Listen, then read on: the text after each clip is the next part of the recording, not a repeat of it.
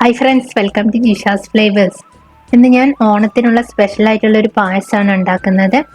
സേഗോ, അതായത് ചൗവരിയും സേമിയവും ക്യാരറ്റും കൂടെ വെച്ചിട്ടാണ് ഞാൻ ഈ ഒരു പായസം തയ്യാറാക്കുന്നത്. അപ്പോൾ അതിന് വേണ്ടിയിട്ട് ഇവിടെ ഞാൻ 2 ക്യാരറ്റാണ് എടുത്തിട്ടുള്ളത്. ക്യാരറ്റ് ഗ്രേറ്റ് ചെയ്തെടുക്കണം. അതിനുശേഷം ഇതിലേക്ക് 1/2 കപ്പ് റോസ്റ്റഡ് സേമിയ എടുത്തിട്ടുണ്ട്. ഇത് ചെറിയ സേമിയാണ്. നിങ്ങൾ വലുതാണ് എടുക്കുന്നതെങ്കിൽ 1/4 കപ്പ് ചേർത്ത് കൊടുത്താൽ മതി.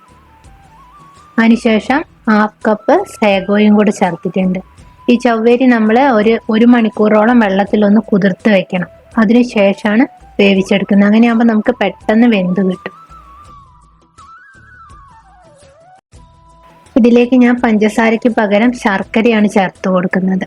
ശർക്കര ഞാൻ ഏകദേശം ഒരു 400 ഗ്രാം ശർക്കര എടുത്തിട്ടുണ്ട്. നമുക്ക് ആദ്യം ശർക്കര പാനിയാക്കി വെക്കണം. ഇപ്പൊ ശർക്കരയൊക്കെ നന്നായിട്ട് ഉരുകിയിട്ടുണ്ട്. ഇത് നമുക്ക് മാറ്റി വയ്ക്കാം. നമുക്ക് പായസം തയ്യാറാക്കാം. അതിനു വേണ്ടിയിട്ട് സ്റ്റവ് കത്തിച്ച ശേഷം ഒരു പാത്രം വെച്ച് കൊടുത്തിട്ടുണ്ട്. ആദ്യം നമുക്ക് കാഷ്യൂനട്ടും റൈസൻസും ഒന്ന് റോസ്റ്റ് ചെയ്തെടുക്കാം. ഇതിലേക്ക് 1 ടീസ്പൂൺ 1-2 ടീസ്പൂൺ നെയ്യ് ചേർത്ത് കൊടുക്കാം. നെയ്യ് ചൂടായതിനു ശേഷം ആദ്യം കാഷ്യൂനട്ട് ചേർത്ത് കൊടുക്കാം. അതൊരു ലൈറ്റ് ബ്രൗൺ കളറാകുമ്പോൾ അതിനോടൊപ്പം തന്നെ റൈസൻസും കൂടെ ചേർത്ത് ഒന്ന് റോസ്റ്റ് ചെയ്തെടുക്കാം.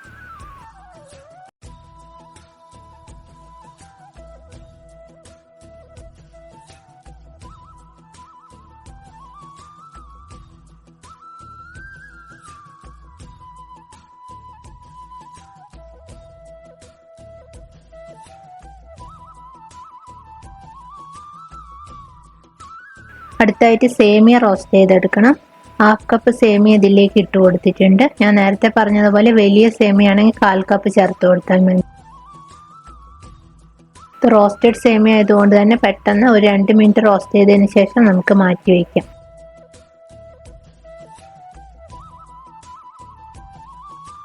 ഇനി ഇതിലേക്ക് ക്യാരറ്റ് ആണ് ഒന്ന് നെയ്യിൽ വാട്ടിയെടുക്കേണ്ടത്. ക്യാരറ്റ് ഞാൻ ഗ്രേറ്റ് ചെയ്ത് വെച്ചിരുന്നു. അതും കൂടെ നമുക്ക് നെയ്യിലൊന്ന് വാട്ടിയെടുക്കാം.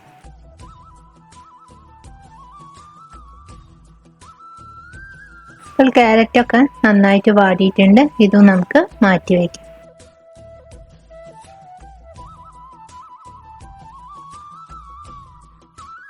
ഇനി നമുക്ക് പാത്രത്തിലേക്ക് പാലാണ് ഒഴിച്ചു കൊടുക്കുന്നത്. ഫുൾ ക്രീം മിൽക്കാണ് ഞാൻ എടുത്തിട്ടുള്ളത്. ഞാൻ തേങ്ങാപ്പാലിലല്ല, സാധാരണ നമ്മൾ നോർമൽ പാലിലാണ് കുക്ക് ചെയ്തെടുക്കുന്നത്. അപ്പോൾ ഫുൾ ക്രീം മിൽക്ക് തന്നെ എടുക്കുക. 1 ലിറ്റർ പാലാണ് ഞാൻ ഇവിടെ എടുത്തിട്ടുള്ളത്. ഈ പാല് നന്നായിട്ട് തിളച്ച് വരട്ടെ. അതിനുശേഷം നമുക്ക് ഇതിലേക്ക് ചവ്വരി ചേർത്ത് കൊടുക്കാം. ഇപ്പോൾ പാല് നന്നായിട്ട് തിളച്ചിട്ടുണ്ട്. ഇതിലേക്ക് ചവ്വരി ഇട്ട് കൊടുത്തിട്ടുണ്ട്. ഇതൊരു 5 മിനിറ്റ് കൊണ്ട് തന്നെ പെട്ടെന്ന് വെന്ത് കിട്ടും. കാരണം നമ്മളിത് വെള്ളത്തിൽ കുതിർത്ത് വെച്ചിട്ടുണ്ട്.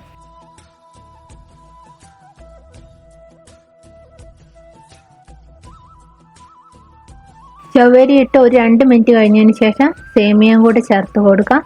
അതിനോടൊപ്പം തന്നെ നമ്മൾ വാട്ടി വെച്ച ക്യാരറ്റും കൂടെ ഇതിലേക്ക് ഇട്ട് കൊടുക്കാം.